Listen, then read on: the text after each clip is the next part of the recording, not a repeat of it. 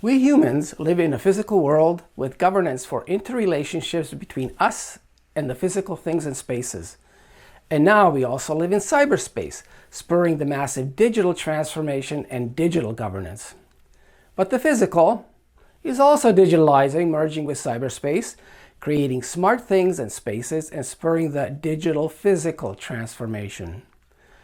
The result is convergence of humans, physical things, and cyberspace into a unified digital realm. Can you imagine the benefits that brings to our economy and society?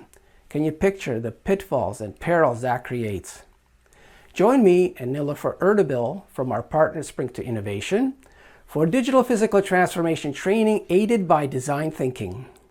Elevate your digital literacy to innovate new digital policies, governance, and solutions, ensuring that digital physical transformation works for you and our nation.